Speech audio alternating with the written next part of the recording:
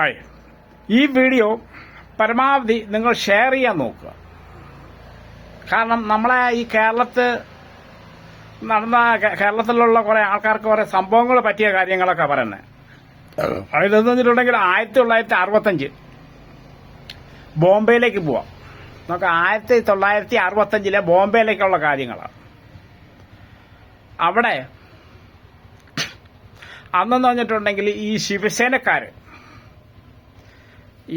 ശിവസേനക്കാരെന്ന് വെച്ചിട്ടുണ്ടെങ്കിൽ മറാഠികളാണ്. പക്ഷെ മറാഠികളിൽ നിന്ന് വേറെ സൈസ് ഒരു ഗുണ്ടകൾ എന്ന് പറയും. അവര് ലുങ്കി കൊടുത്ത് ആരെ കണ്ടാലും തല്ലിക്കൊന്നിട്ട് ഈ ഗട്ടറിലേക്ക് ഇടല. ഉരുളിക്കട്ടർ എന്ന് പറഞ്ഞിട്ടുണ്ടെങ്കിൽ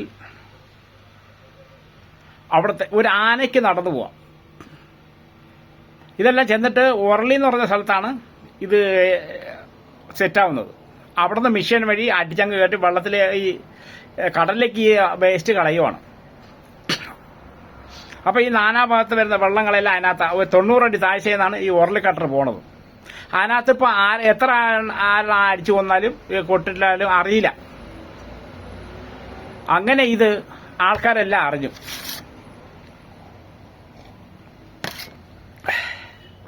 തമിഴനും മലയാളികളും ഒന്ന് ധാരാവിയിൽ തമിഴന്മാരുടെ കേന്ദ്രമാണ്.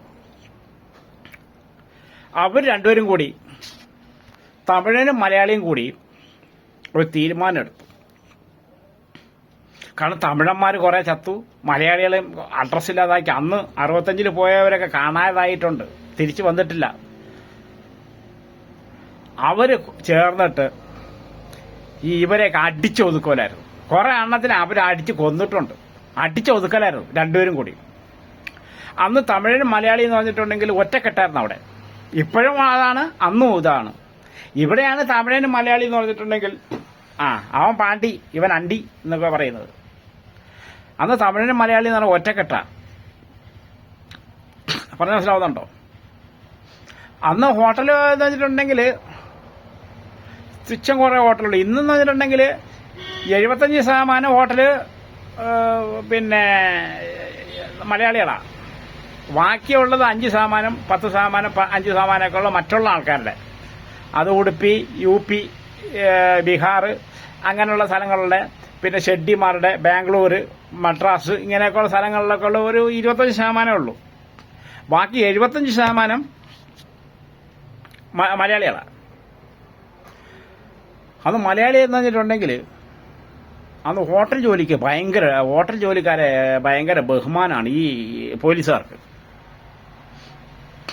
അവരാരെങ്കിലും അടിച്ചെന്ന് പറഞ്ഞിട്ടുണ്ടെങ്കിൽ അവർക്ക് ദേഷ്യമാണ് ഹോട്ടൽ ജോലിക്കാരെ. അത് നമ്മളൊരു കംപ്ലൈന്റ് കൊടുത്തിട്ടുണ്ടെങ്കിൽ നമ്മളെ കയ്യിൽ സെറ്റാണെങ്കിൽ തന്നെ നീ ഹോട്ടൽ ജോലിയാണോ?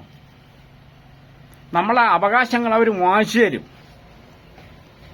അതാണ് അവർക്ക് എന്തോ നമ്മളെ അവര് പറയുന്നത് നിങ്ങൾ വല്ലവരുടെ എച്ചിൽ പ്ലേറ്റ് കഴി ജീവിക്കുന്നവരല്ലേ എന്നാ അവര് പറയുന്നത്.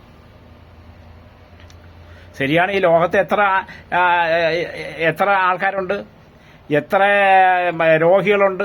ഇവരെയൊക്കെ എച്ചിൽ പ്ലേറ്റ് കൈ ജീവിക്കുന്നവരാണ് ഞങ്ങൾ അന്നത്തെ. അന്ന് ഇന്നും അങ്ങനെ തന്നെ പോലീസുകാർ അവരുടെ സപ്പോർട്ടാണ്. ഈ മറാഠിക്കാരല്ല ഇതിന് ശല്യക്കാര്. ശിവസേന, ഇതിൽ നിന്ന് ഒരു പിരിവ് വന്ന ശിവസേനയാണ് ഇതിന്റെ സപ്പോർട്ട്, ഇതിന്റെ ഒരു തിരിവ്. പറഞ്ഞു മനസ്സിലാവുന്നുണ്ടോ?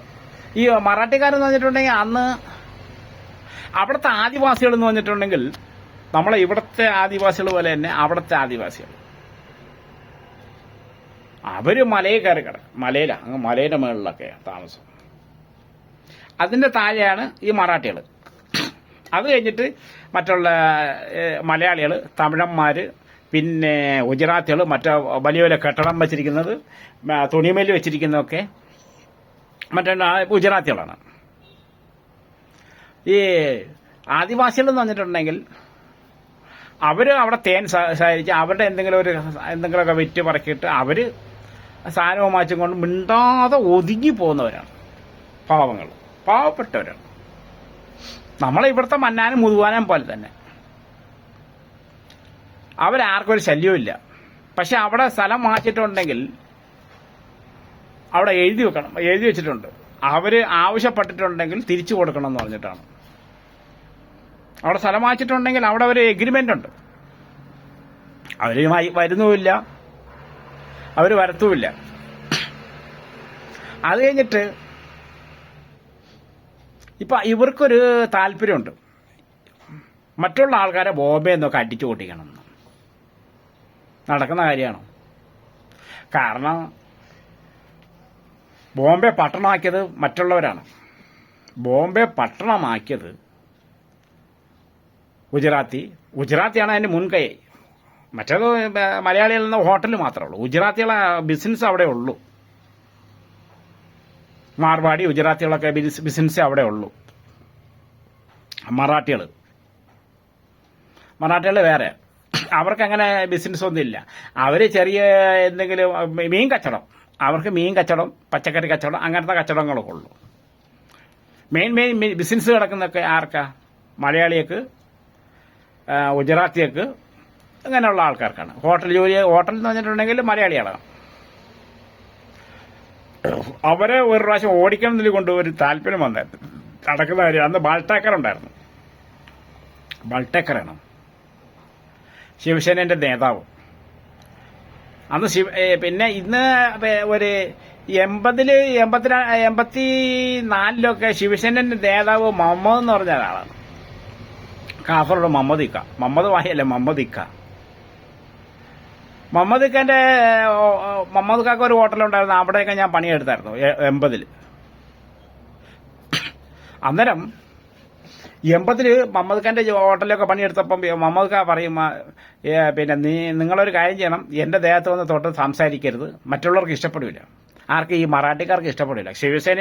ശിവസേനന്റെ നേതാവാണെന്ന് ഓർത്തോളാം, മുസ്ലിമാ. അദ്ദേഹം പള്ളിയിൽ പോകുമ്പോൾ ഇവർ പുറത്ത് നിൽക്കും.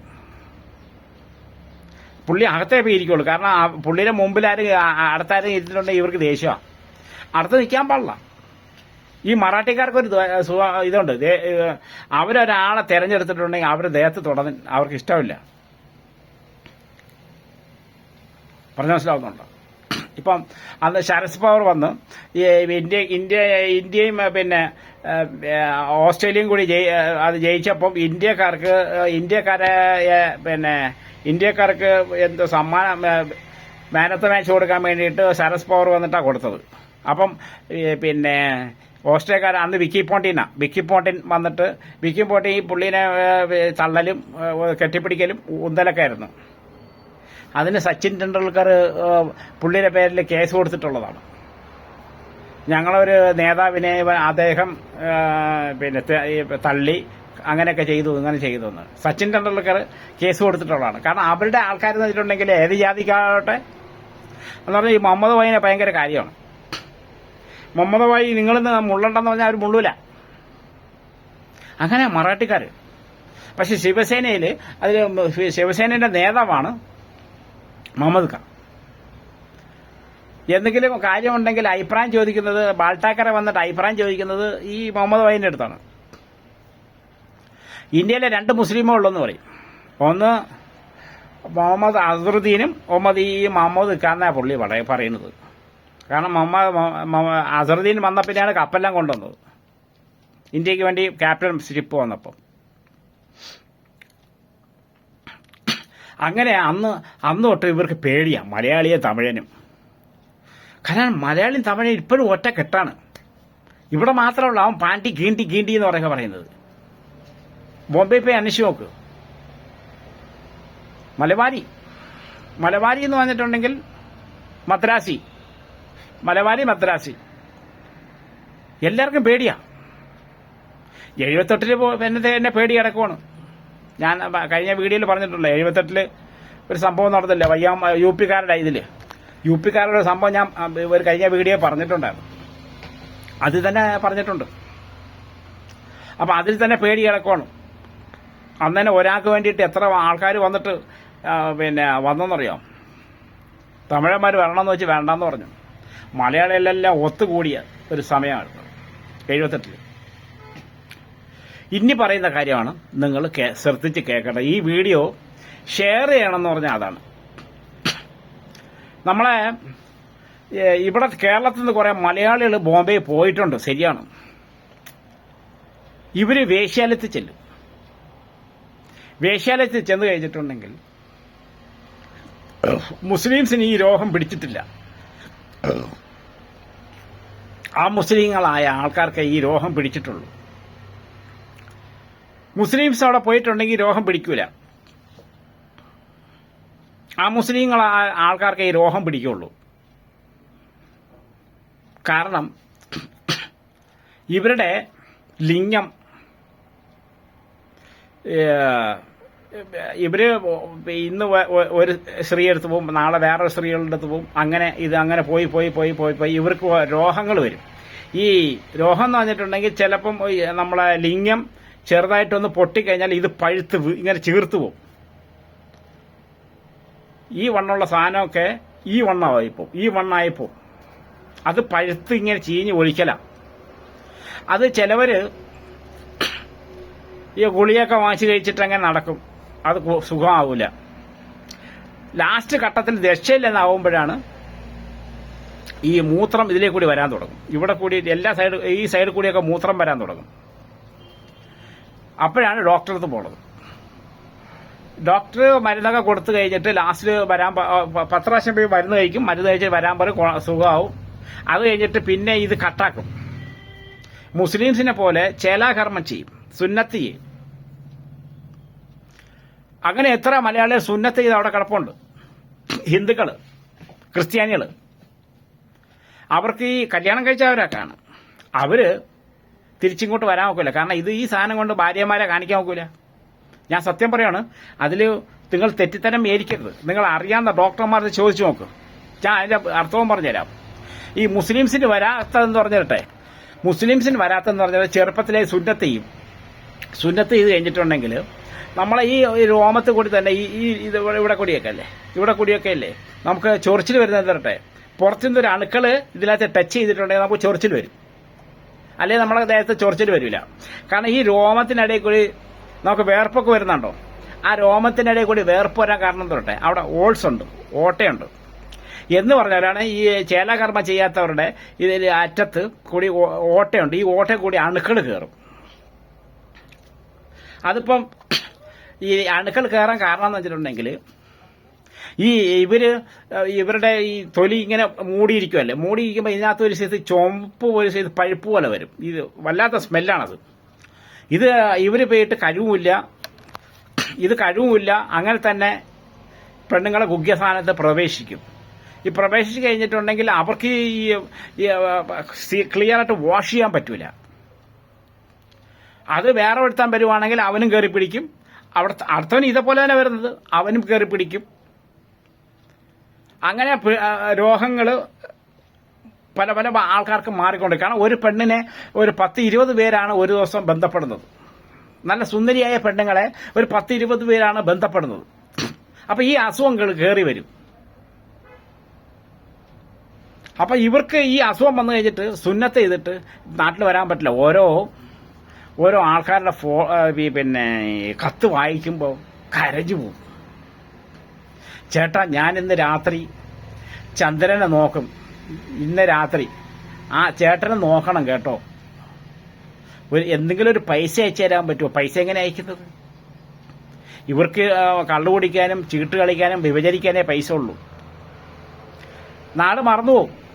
പിന്നെ ചിലവർ നാട്ടിൽ പോലെ ഈ ചേലകർമ്മം ചെയ്തു കഴിഞ്ഞാൽ നാട്ടിൽ പോലെ ഇതും കൊണ്ട് ഇപ്പൊ അവരെ കാണിക്കാൻ പറ്റുമോ?